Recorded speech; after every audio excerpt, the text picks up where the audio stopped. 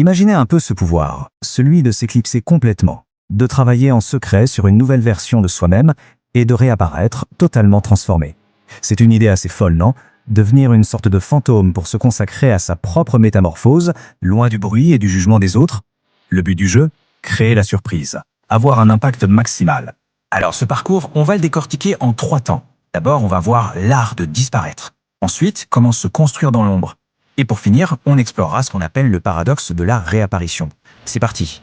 Bon, une attaque avec la première partie, l'art disparaître. Et attention, c'est peut-être l'étape la plus cruciale et aussi la plus dure. L'idée, c'est de couper les ponts avec l'extérieur pour créer ce silence, ce vide qui est absolument indispensable pour pouvoir se transformer en profondeur. Pour réussir à passer en mode fantôme, comme on dit, il y a 5 règles d'or à respecter. Elles sont vraiment la base pour devenir inaccessible et pouvoir se concentrer à 100% sur sa propre reconstruction.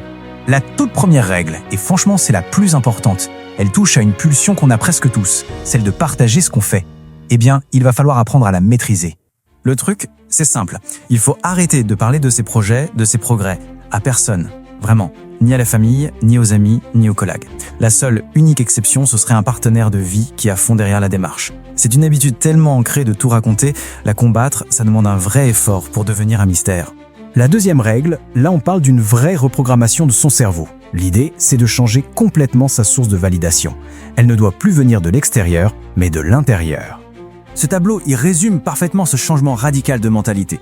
L'opinion des autres, c'est une distraction, ça transforme en marionnette.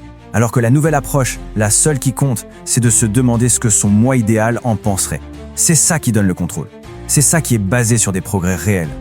Et cette question-là, elle doit devenir une sorte de boussole interne pour chaque action. C'est le seul jugement qui compte. En se la posant tout le temps, on devient son propre juge, le seul dont l'opinion pèse vraiment. C'est infaillible. On passe à la troisième règle. Celle-ci, elle est là pour protéger ses ambitions. C'est super important, surtout pendant cette phase où tout est encore un peu fragile. L'idée, c'est de comprendre que chaque fois qu'on révèle un bout de son plan, c'est comme une petite fuite d'énergie. On diminue ses chances de réussite.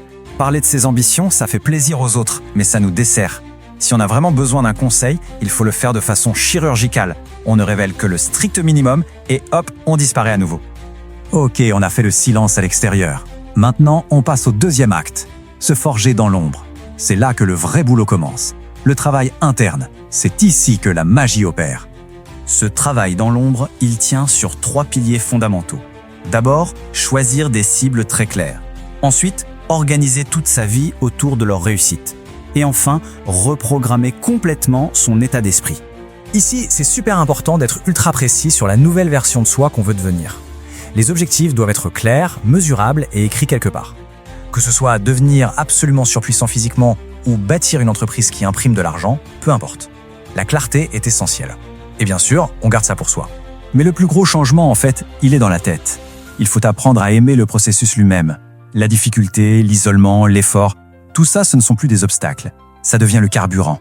On doit trouver de la joie là-dedans, sans avoir besoin que quelqu'un nous dise bravo. Cette phrase, elle résume tout. C'est la nouvelle définition du bonheur. Il n'est plus dans la reconnaissance des autres, il est directement lié au fait d'avancer vers ses objectifs, seul, à l'abri des regards. Le bonheur, ça devient synonyme de progresser. Point. Allez, on arrive au dernier acte de ce parcours. Et c'est là qu'on tombe sur un paradoxe assez étonnant qui va un peu redéfinir tout le but de la démarche.